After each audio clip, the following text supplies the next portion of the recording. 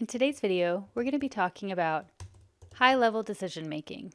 My name's McKenna. I'm a psychiatric nurse practitioner, and I have found that one of the most common symptoms that I hear about in psychiatry appointments is that of indecisiveness. And it doesn't matter if we're talking about depression, anxiety, or ADHD. Having a difficult time making clear decisions is a very common problem that many people struggle with, because as we found, the decisions that we make really do impact our lives and the lives of those around us. I consider any decision to be a high-level decision if it involves or impacts another person. So here I have compiled my favorite techniques that I have found. I use these personally, and I have found them to be most effective from the feedback I've gotten from many others in regards to making more thoughtful decisions in our lives. So let's get to it. A good place to start when it comes to making decisions is asking the question, why am I making decisions in the first place? What is the big picture? What are decisions for? And if we get really deep with this question, this is a question about our purpose. What is our purpose in life? What is it that we hope to accomplish? And I've narrowed it down for myself that at the end of the day, I just hope to contribute positively to the quality and the quantity of my life and the lives of those around me. I hope to see my life thrive and my family's life and my community. I would like to see us thrive. I would like to contribute to the proliferation of life. So this is a first step of a process of elimination for me. If I am considering a decision, I ask myself, does this meet those standards? Will this decision decrease the quality of somebody's life? Will this decision cause degradation or harm? That's an easy decision to make because that doesn't align with my big picture. And so I want to ensure that my decisions are contributing to the big picture. It's not always that clear cut though, right? Which is why we're going to get into the next part here, what makes up decisions?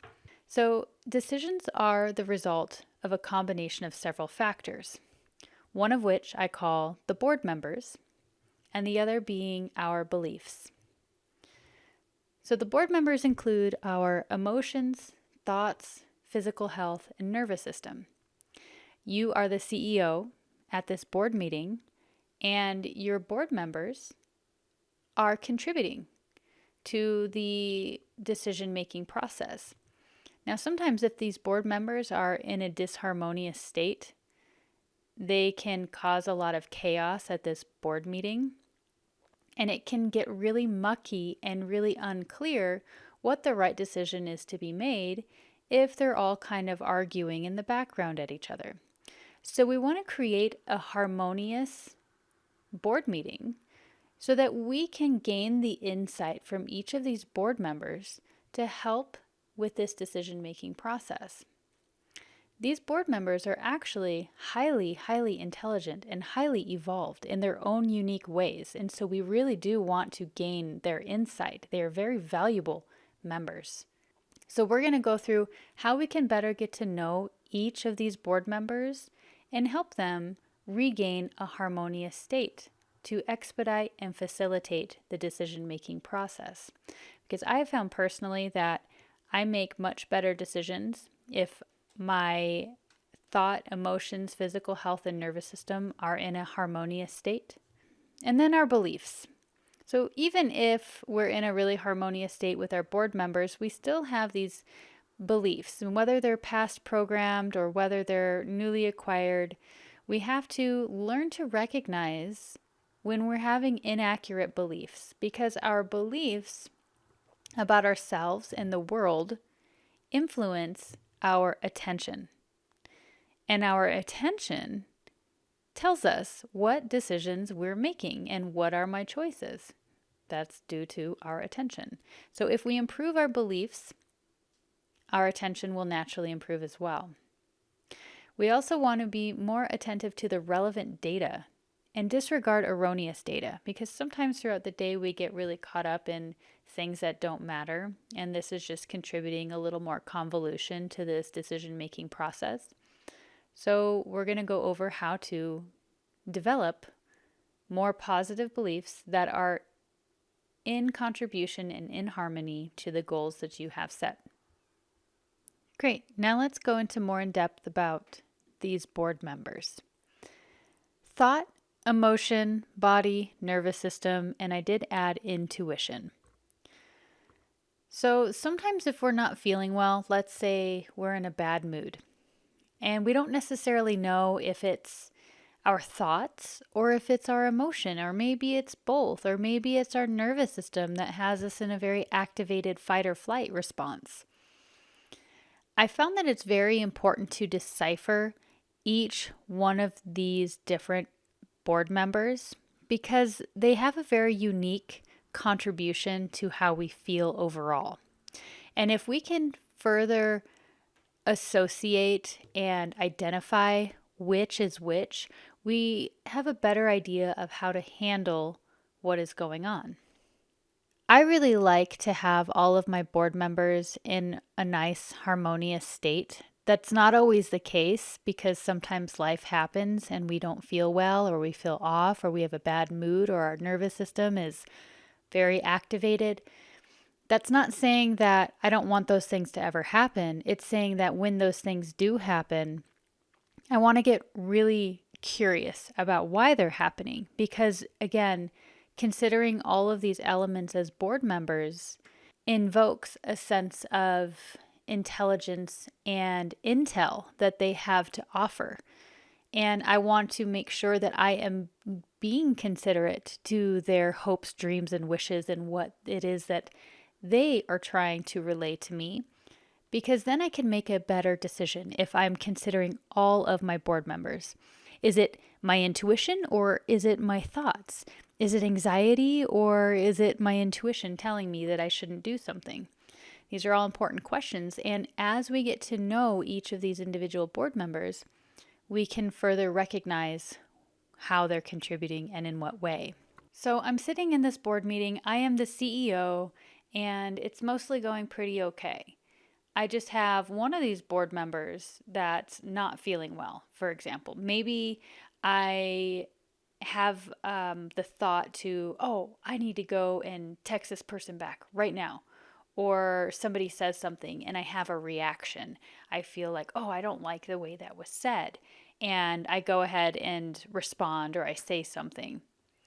Well, I want to recognize who it is, which one of these board members that started that knee-jerk reaction and brought these decisions to the table. And I want to make sure that all of my other board members agree with the decision. Because maybe we've all had the experience where we had a knee-jerk reaction to say or do something or implement some disciplinary technique for our child or make a business-related decision out of fear and ended up not being the best decision. Well, that's because not all of the board members agreed. Maybe the nervous system was like, yes, you got to do this. And for whatever reason, the nervous system was highly influential at that board meeting and took charge, and everyone else listened to the nervous system. But then things didn't really work out, and then the other board members started feeling neglected and unheard, and then they started acting out. And, people don't like not being heard. So they let you know. They have maybe negative thoughts. They have an unhealthy pattern. Maybe your mood is off. Physically, maybe you feel some ailment going on. So it's important to know, at least I've found that it's important to decipher who's doing what, because that can further dimensionalize this decision-making process. And that's not saying that we're always going to feel great and fantastic all the time if we understand how these work. That's not the case. They are delivering intel and information to us that is very important for our decision-making process daily. So sometimes they let us know by causing an imbalance. So when we have a bad mood, I would suggest getting very curious about that instead of trying to be like, I don't want a bad mood. If it happens, that's curious. I wonder what's going on behind this bad mood.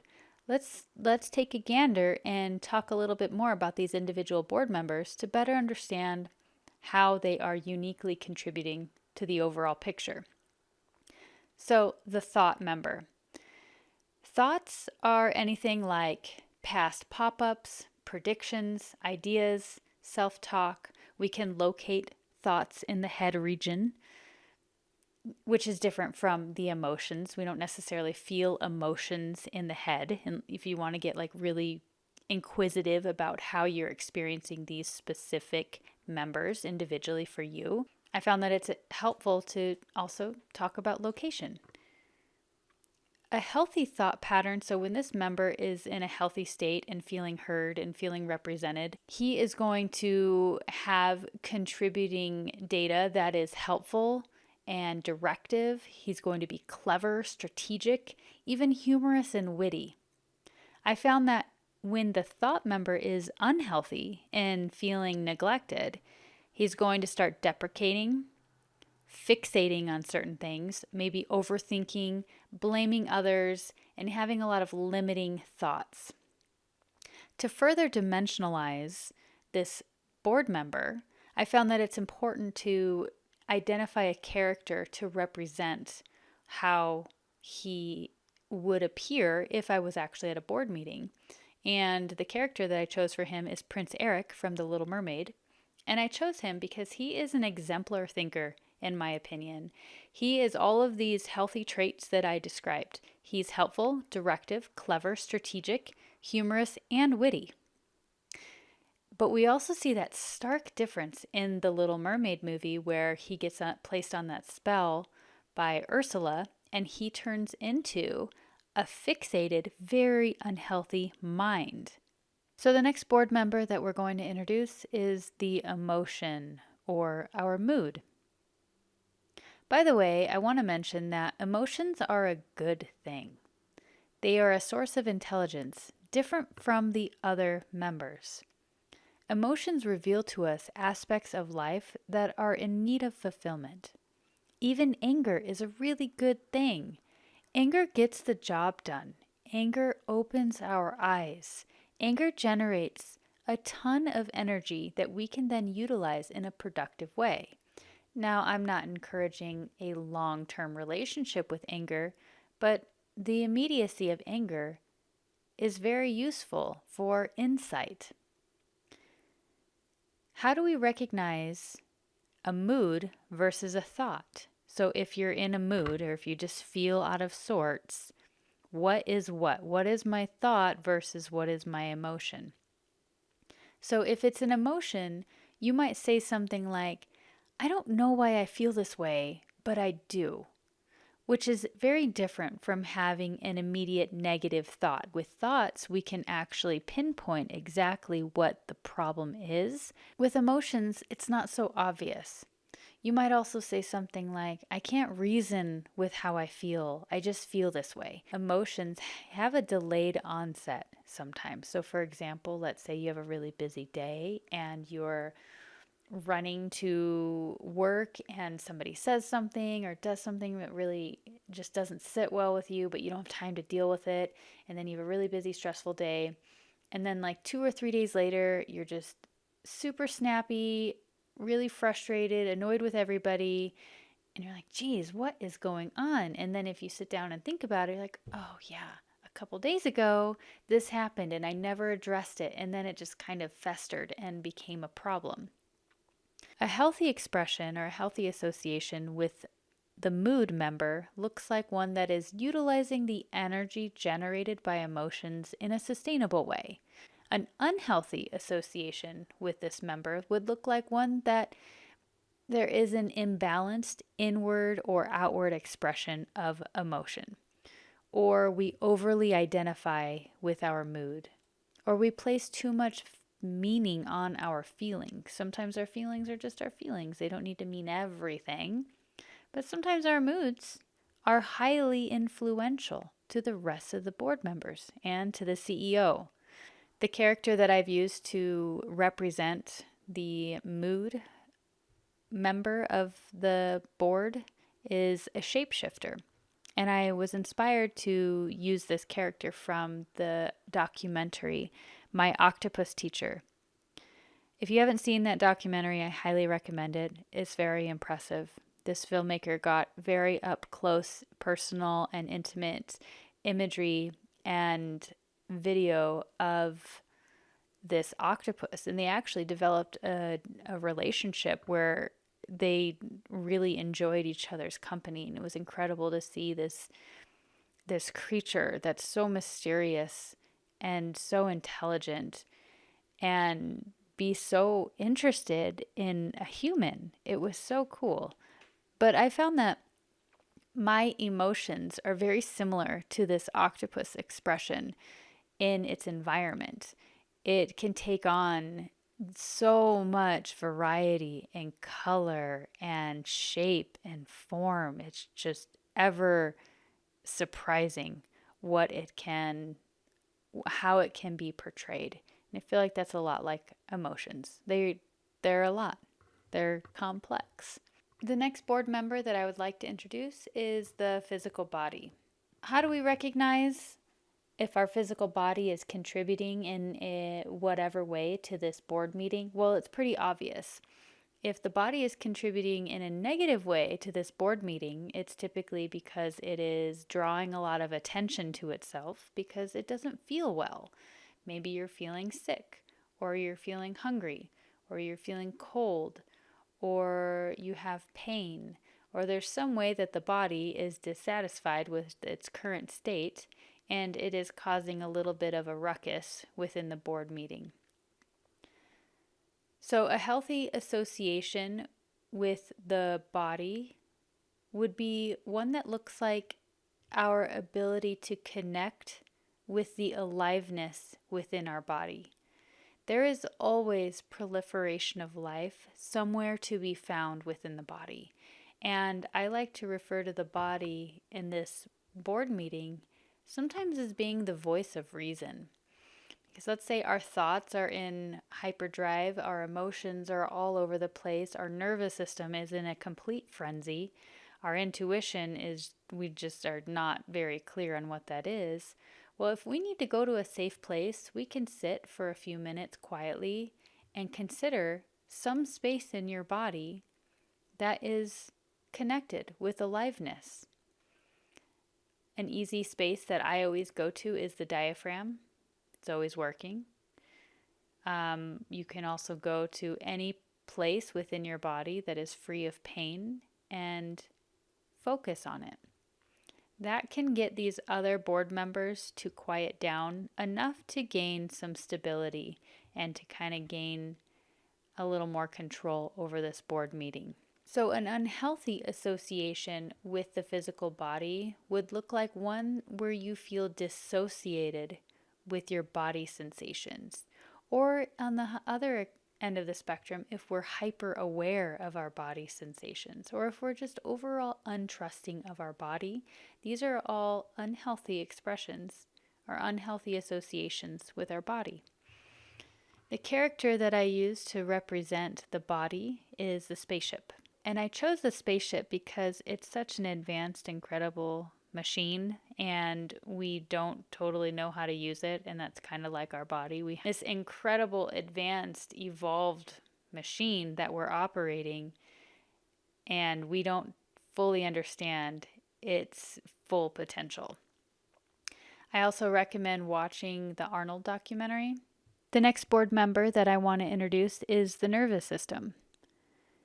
Now, sometimes our nervous system can really throw off the other board members due to how it is responding to our environment. And sometimes this is a really good thing, but sometimes it can have an unhealthy response to our environment. How to recognize if your nervous system is contributing and how it is contributing to this board meeting? It can be felt through our reactions. I've noticed that I can feel my nervous system respond viscerally, which is different than an emotion or a mood. I've also noticed in moments where I felt overwhelmed that I experienced head pressure, and I attributed that to my nervous system responding. I felt core resistance to things that I really, really did not want. I also attribute that to my nervous system responding, which is different than my body. I mean, it is in my body, but it's a different sensation from my body because, again, with the body, typically we can take our finger and point directly at where this sensation is happening. But with the nervous system, it's not that specific. It's more of a larger area. I like to think of the nervous system as the orchestra that's playing inside. It's ever dynamic. Sometimes it's loud and sometimes it's quiet, but it's always there in the background. A healthy association with our nervous system would be one that encourages a flow-based lifestyle. I prefer my nervous system to be calm but ready, activated but steady, adaptive and brave. I do not like it when my nervous system is feeling impulsive, overreactive, frantically grabbing at things, yelling or aggressive. I do not like feeling that adrenaline surge as if I have to do something right now. I also notice that an unhealthy association with the nervous system is one that could be underactive. Maybe you're feeling submissive or helpless.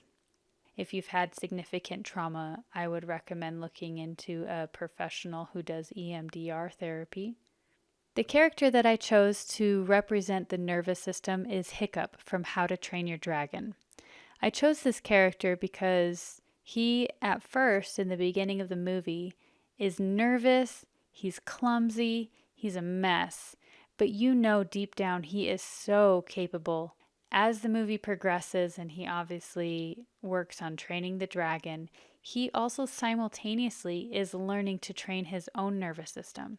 And you can see in the movie he actually does experience a trauma.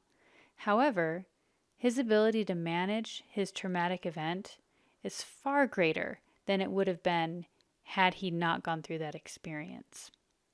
The last board member I would like to introduce is the intuition, or the sense.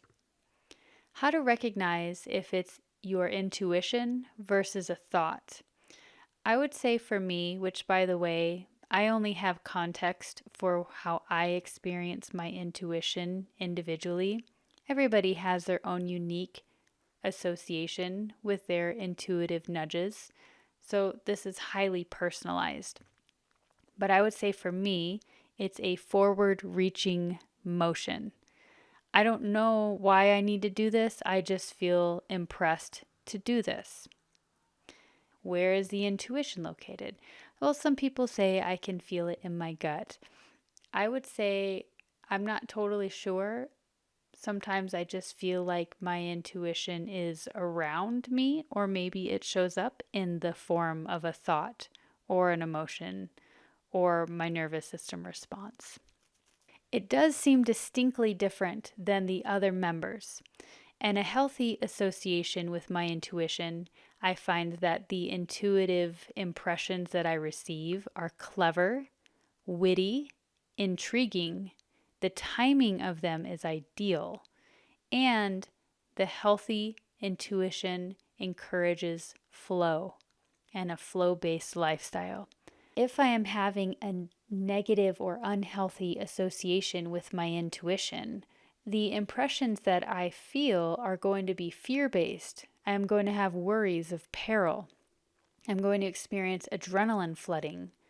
Maybe I'll feel self-righteous, rigid. Maybe I'll feel fixated on something.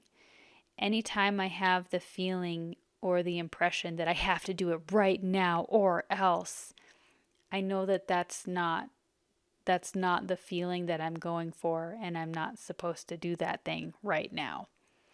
Anytime there's any punitive response, so if I feel, oh, I need to go tell them this or I need to do that, generally that's not a healthy association with my intuition. Because my intuition always provides me an intriguing, clever idea that I had not considered, that is helpful and encouraging a flow-based life. The character that I chose to represent my intuition is the mentor, Merlin, the wizard from The Sword and the Stone. I chose Merlin because he has foresight and he dedicates himself to teaching young Arthur. He values education And he warns Arthur not to believe that magic will solve everything. I like Merlin because he's funny, he's honest, he's real, and he just seems so human. But he's this advanced wizard that can practice alchemy, and he's so incredibly intelligent. And I feel like he does a good job representing my intuition. So again, I want to point out that with each of these board members, creating characters helps further dimensionalize our ability to interface with them. So sure, I can just sit here and say, oh, I just feel so overwhelmed and I feel so stressed. That is a descriptive word, and that gives you an idea of the state of all of these board members. However, if I break it down and I get very specific about who, what, where, when, why, it helps me further understand who's causing the problem and what I need to do about it. In wrapping up our introduction of the individual board members, I would say that I have found significant advantage in my ability to manage my moods as I can further personalize the individual experiences I am having.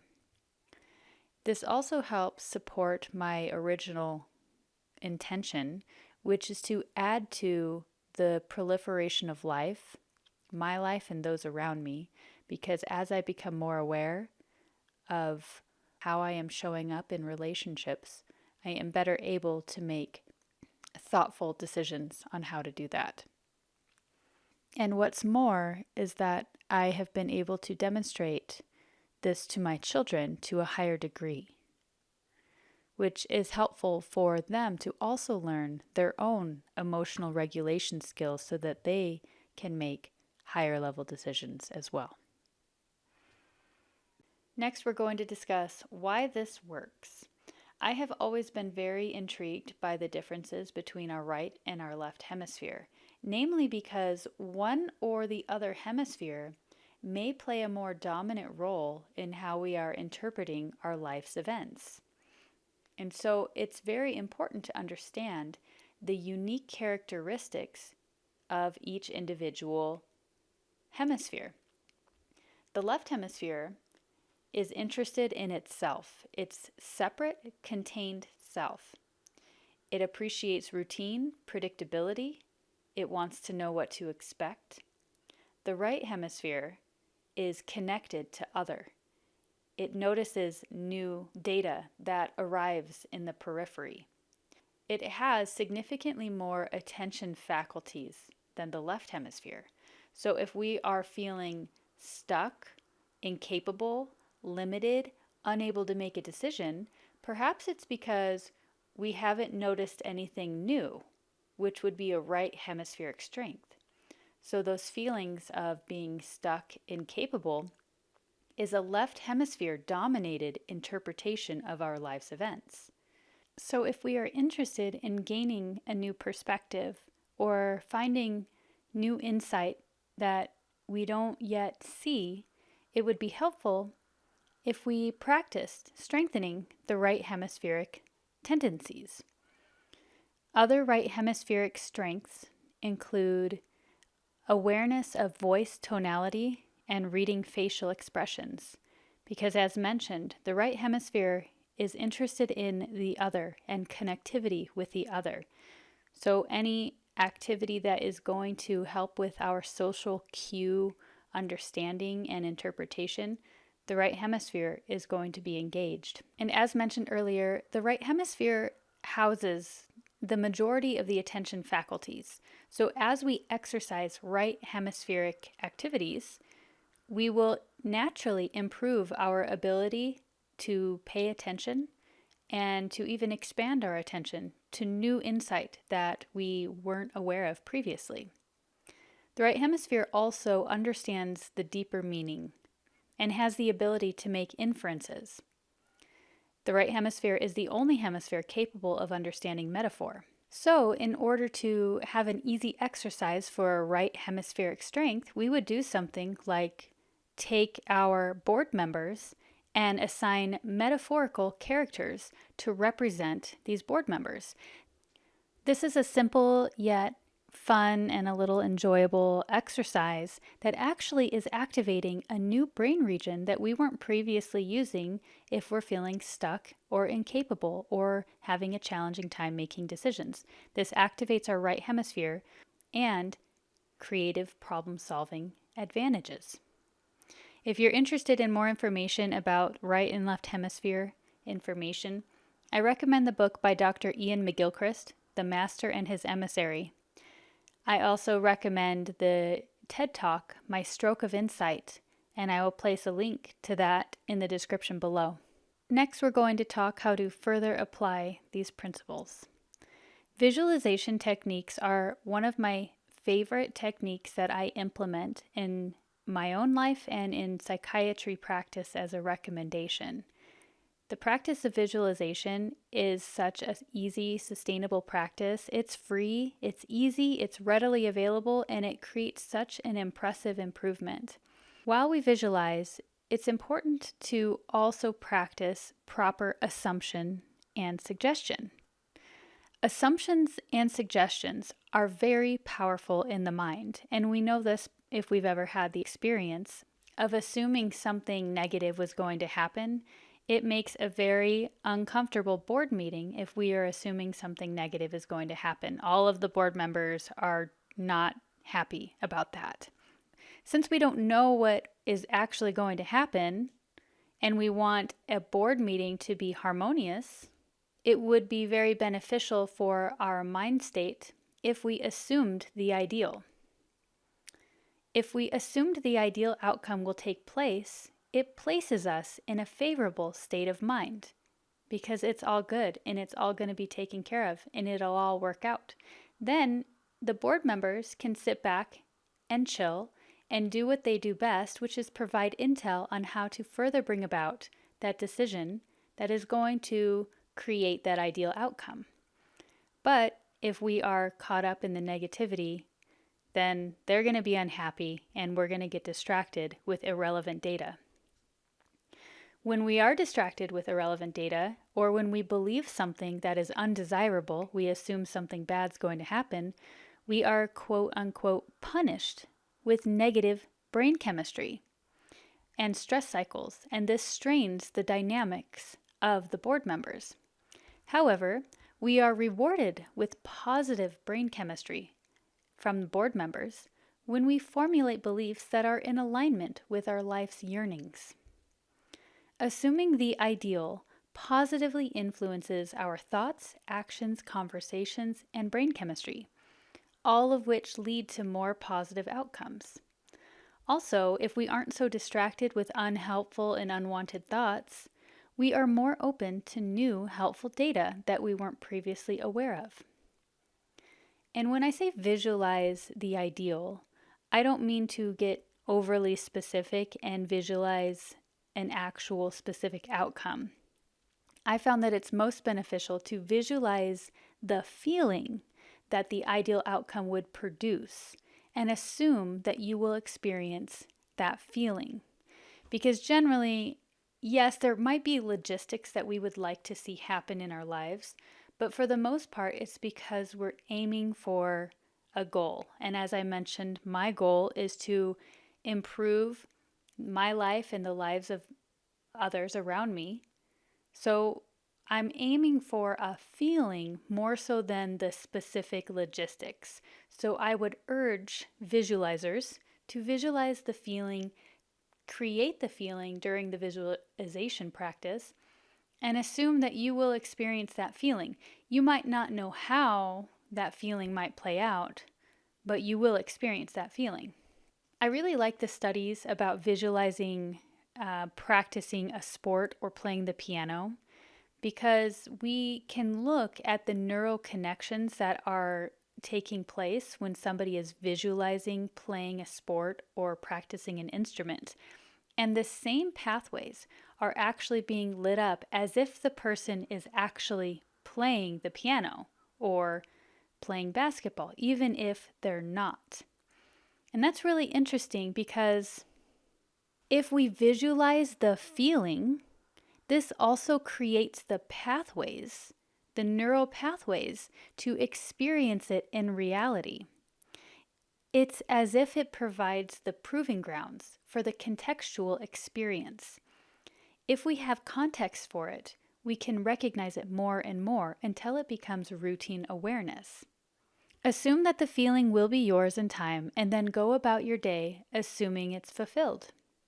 Even if you can identify evidence for the contrary, disregard it and know that perception is relative. I want to give credit to Neville Goddard, who is a master thinker, and when I found his books, I felt like it was a psychological jackpot. I would recommend his work to help solidify these ideas. So I've been practicing this for a long time, and I would say that sometimes I can't assume the ideal. It's too difficult. Yeah, perhaps that's what I want, but thinking that it's actually going to happen is just so far of a stretch from where I currently am. I really can't. I can't assume it's going to be done. I try, I assume, I try to do it, but it just doesn't feel genuine. It feels disingenuous for me to say, oh yeah, that's totally going to happen and then carry on my day. I've definitely experienced that. So I would say if assuming the ideal is too difficult, then instead we make a suggestion and let it be. So if I'm practicing assuming the ideal and it's not working and I'm running into challenges, then I'll just say, okay, mind, I'm going to leave this one up to you to figure it out. This is what I want to have happened, and I'm going to suggest that you create this outcome for me. I can pretty much always make a suggestion, even though I can't always make an assumption. A fun activity that I like to use is I like to imagine somebody sending me an invitation to something. Receiving an invitation is such an incredible honor. Can you even think of something that is more honorable that somebody provides to us? You are being invited to spend time with somebody. That's such an honor. That's such a beautiful thing that we do for other people. We extend our hand and we invite someone in. We provide an opportunity. Well, I consider using suggestion like sending an invitation to my mind. Here, I'm going to send you this invitation to this ideal reality that I really want to have happened. It's your choice whether you attend the party or not, but here's your invitation. And just like in real life, when we get an invitation and initially we're like, oh my gosh, there is no way I am going to go to that party, but thank you for the invite. I will put it on my fridge and I will carry on my day. And then as the days go on, you're getting closer and closer to the event, and you're thinking about it more and more, and you're starting to come to terms, starting to come to an acceptance that, okay, maybe I will go to the party. I don't know. And then the day comes and you're like, you know what? I'm just going to go. I'm just going to go for a little while, and that's all. And you end up going and you have an incredible, amazing time. Well, I feel like that's really comparable to sending our mind a suggestion for an ideal that we can't currently conceptualize. I really, really want this ideal outcome, but it just seems like such a far stretch. That's fine. Just send yourself an invite to it, and it'll happen on a later date, and don't worry about it. Think about how these things feel to your nervous system. If you assume the ideal is going to happen, think about how that feels physically. It's all going to work out. It's all going to be good. Something even better than what you're thinking is going to happen. That makes my mind space, my emotions, my nervous system, my body, that calms all of my board members down, and they all sit back and they're like, oh, okay. Regardless of if it's true or not, because that doesn't necessarily matter because we don't necessarily know what's going to happen, right? We can't tell the future, but if my board members are in a harmonious state and I am presented with new data along the way, I will be in a better position to make a more accurate or informed decision because I'm not so worried and assuming that all these negative things are going to happen. Also, keep in mind that predictability is a very strong trait of the left hemisphere. So when we are predicting what is going to happen, that is a left hemisphere dominated prediction. If we are assuming something negative is going to happen, that's a past programming based on previous experience. And as we know, the left hemisphere dominantly prefers predictability. So again, if we assume the ideal outcome will take place, we are going to create the chemistry needed to actually bring it about. Because if our goal is to improve the thriving and the proliferation of our lives and the lives of those around us, we will accomplish that with positive brain chemistry. And when I have positive brain chemistry, I feel better. I have better conversations with others. My nervous system is more capable of making friends. I am more aware of my surroundings. I am a more productive family member. In conclusion, higher level decision making is a necessary skill for the increased complexity of modern living. Creating an ideal state of mind, emotion, body, and nervous system will aid more thoughtful decisions. I really enjoyed making this program. I hope this has brought value to your life. If you'd like to work with me individually, please contact me and let me know. Take care.